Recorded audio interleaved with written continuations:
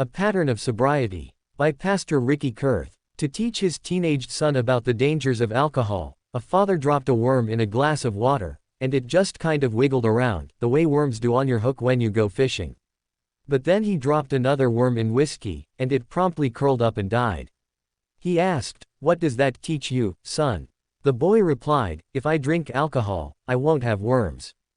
Speaking of teenage boys like that, the Apostle Paul had some advice for them that he wanted Titus to pass along to the young men to whom he ministered. He wrote, "Young men likewise exhort to be sober-minded," Titus 2:6.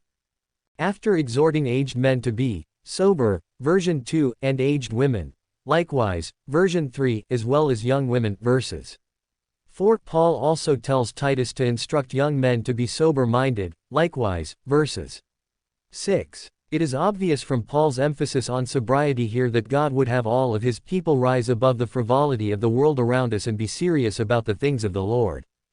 Of course, Titus himself was a young man, so it's not surprising to read on and see Paul exhort him to lead the way in this important area. In all things showing thyself a pattern of good works, Titus 2:7. The word, pattern, is the Greek word tupos, from which we get our word type.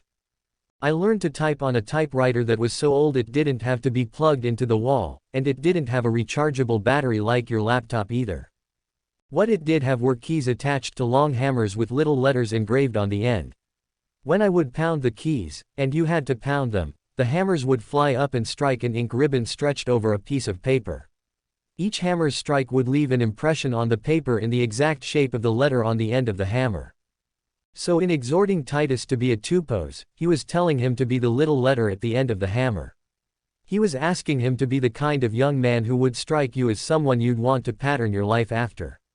Paul had lived an exemplary life like that, but he was about to pass from the scene, so he instructed Titus to become a pattern of good works for the next generation. Our English word, pattern, has much the same idea. When I was young, I dated a young lady who made her own dresses by laying a paper pattern over the cloth and cutting it to the exact shape of the pattern. The lives of pastors like Titus should likewise be so exemplary that the members of their flocks should be able to use them as a pattern of good works.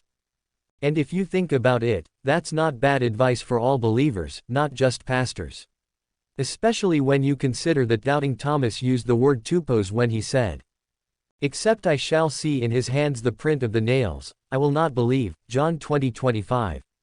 The holes in the Lord's hands were an exact match to the nails that pierced them. That reminds me of how our police departments have forensic doctors who can tell if your knife is the murder weapon by the shape of the wound in the body. That's the kind of pattern Paul was telling Titus to be, the kind that would be an exact match to the good works Paul lays out in his epistles. You know, arrests are often made on the basis of such forensic evidence, arrests that often lead to convictions. May I ask, if you were arrested for being a Christian, would there be enough evidence to convict you? Does your life exemplify the good works that God has described in detail in His rightly divided word? If not, did you notice that doubting Thomas declared that he would not believe unless he saw the tupos of the nails in the Lord's hands? There might be people watching you and thinking the same thing, that they won't believe unless they see your hands engaged in the kind of good works in which God wants young men to walk, and the rest of us as well. Why not start today?